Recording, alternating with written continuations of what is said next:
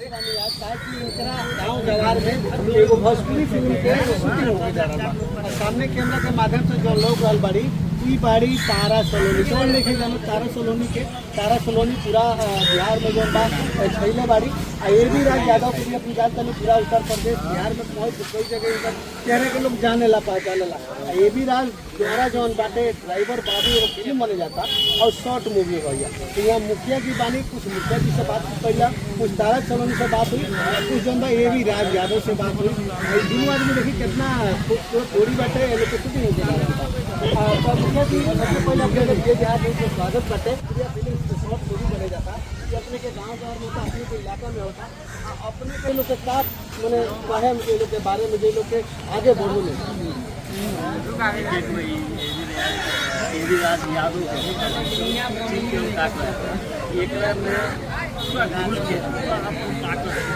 हमें लगाओ के खुल के अपन जितना अपना में आर्ट बाटे यूज करे के पड़ल दिखाओ के पड़ल ये करा से यूपी के अच्छा मतलब कि पूरा मेहनत हमें लागे के पड़ल अभी का बाटे कि हम देख रहल बानी कि जितना हमने के यूट्यूब जो चल रहा है शायद बहुत लोग टीवी और फोन लेके यूट्यूब देखता है अब युवा के आज गाँव ही यूट्यूब की तरफ अभी बात सब खाली यूट्यूब युवा के जुड़ाव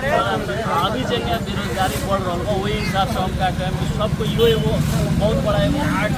है सबको लगन से मिला जाता है ध्यान एवं सब परिवार में समाज में अच्छा मैसेज समाज में अच्छा आय स्रोत के जरिए भी जौना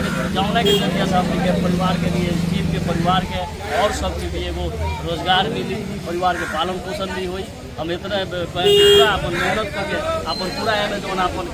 कलाकारी बा देखाओ मेहनत करे देखो तनी तारा सलोनी बाड़ी तारा सलोनी के कितना खूबसूरत चेहरा बाटे और तारा सलोनी अपने काम है अपने के तमाम लोग जाना था पहचाना था आज फिल्म में काम करता नहीं कैसा लागत है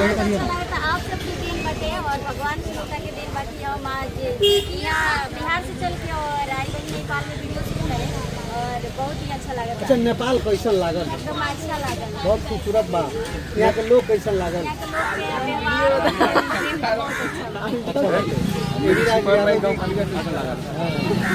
बहुत अच्छा अच्छा मुखिया जी के बारे में कहते हैं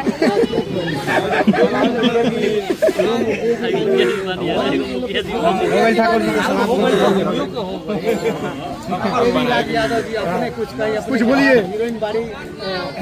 अपना सब एक बताइए कि कौन सा मूवी आ रहा है बता दीजिए कब तक रिलीज होगा कब तक इंतजार कर रहे हैं आपका। अपने सब को ये हम अपने के ए वी राज यादव की तरफ से नमस्कार बच्चे हीरोइन और अपने के ड्राइवर बाबू मूवी के शॉर्ट मूवी है शॉर्ट मूवी के शूटिंग होता है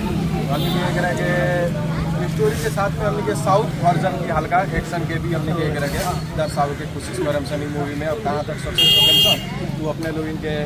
सपोर्ट और व्यू पर ही डिपेंड करी। हमने के तारा सलोनी जी आई बनी बहुत अच्छा आर्टिस्ट बनी बहुत खुशी के बात बाटी यहाँ के समय हमने के मूवी हमारा